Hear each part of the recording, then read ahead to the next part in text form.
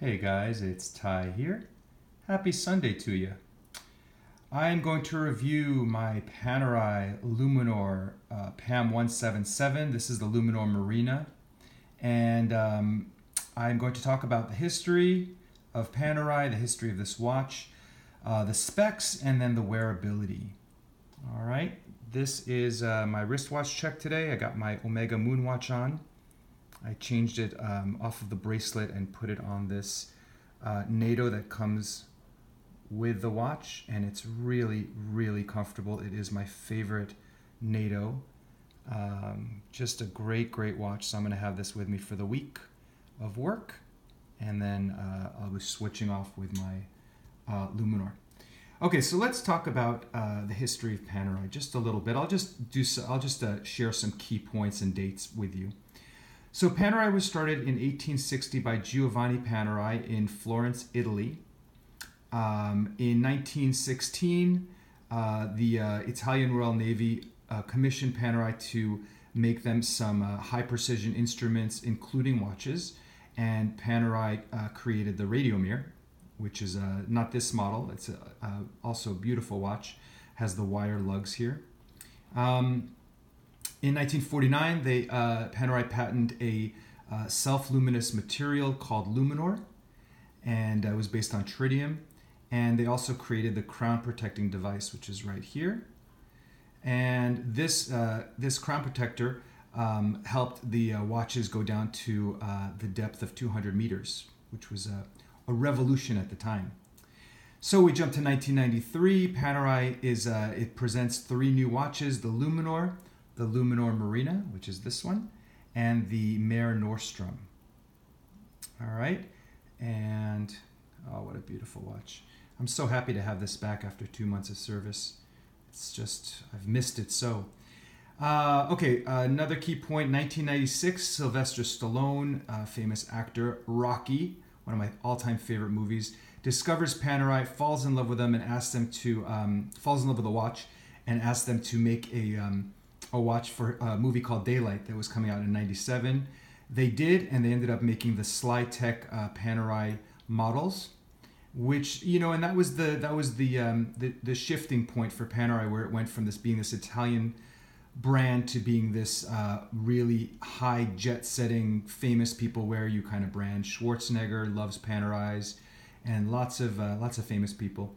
So because of that, the company was bought. Panerai was bought by what was called the Vendome Group, and now is called the Richemont Group, which you probably have heard of.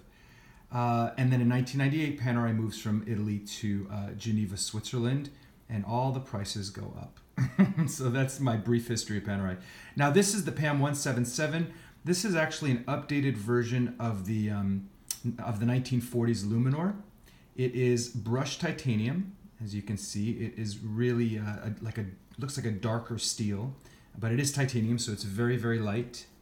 And it has a 44 millimeter case diameter, not including the crown guard. It has a fixed bezel, and it has a black dial. It's sort of a matte black. I don't know if you can see that. It's kind of like a matte black dial. It does have a small seconds register at 9 o'clock. You can see there. The sapphire crystal, which is one of my favorite parts of this watch, is 3.5 millimeters thick. So it has a really amazing distortion to it, which you can see there. Just beautiful. And it does have it has AR coating, so it's got like a bluish tint. You can see that with the window there, hopefully. And this is a 2006 model. The water resistance is to 300 meters, though, you know, the only watch I take it to the beach and swimming and in the pool is my G-Shock. Actually, I don't take any of my other watches. Yeah, I don't know. I feel a little strange taking something that's worth thousands of dollars into a pool. Just doesn't seem right. But, you know, that's just me. What else can I tell you about it? So let's talk about it has a power reserve of 56 hours, and it is COSC certified. So it does keep really good time. Let's look at the movement. So I did cover my serial number there so you guys could really see the movement. This is the this watch is 380 of 900. It is a limited edition, and this is a the OP11 movement, which was introduced in 2002. Just a gorgeous movement. This is also sapphire crystal on the back. I love this movement. I love just looking at it. And I think it's based on the 2824 ETA movement, I believe, but I'm not 100% sure about that. It does have 17 joules, and it beats at 21,600 oscillations per hour, or 3 hertz. So just gorgeous. I love this. Is one of the selling points when my dad got me this watch. So my dad bought this for me as a gift when I moved to Miami about a year and a half ago. And he, with the watches, it's, even if you know someone real well, I feel like it's kind of a personal decision to choose a watch. He knew that I was looking at Panerai's, so we actually went to a store down here in Miami, and I looked through a lot of Panerai's, and I ended up choosing this one, and he gifted it to me. So I feel really grateful for that. So that's the watch. It's one of my favorites. It's going to stay with me for forever.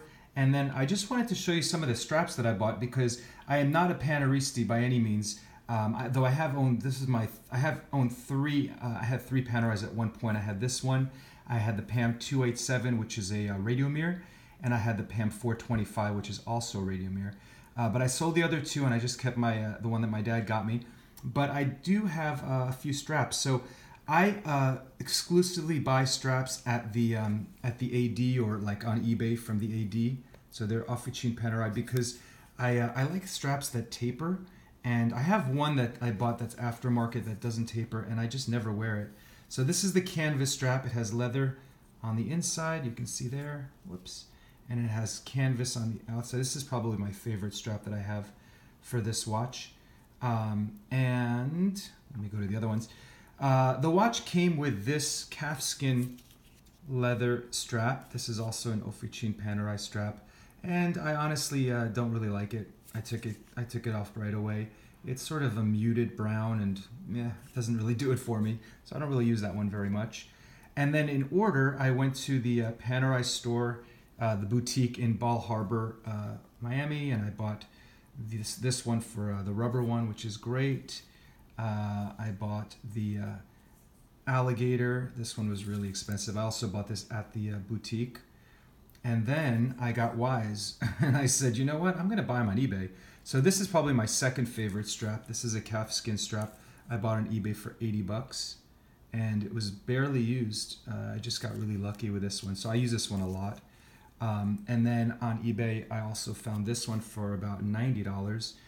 But I don't really use this one very much, actually. It's in great shape. I just don't, it has like a faux lizard or alligator kind of look to it, and I didn't realize that when I bought it, and so I'm not too crazy about it. I put it on sometimes, but for the most part I have it either on the canvas, the rubber, or the alligator. All right, guys, thanks for watching. I hope you have a really great Sunday and a great work week, and I thank you for sharing my love of watches and our love of watches, and I will talk to you soon.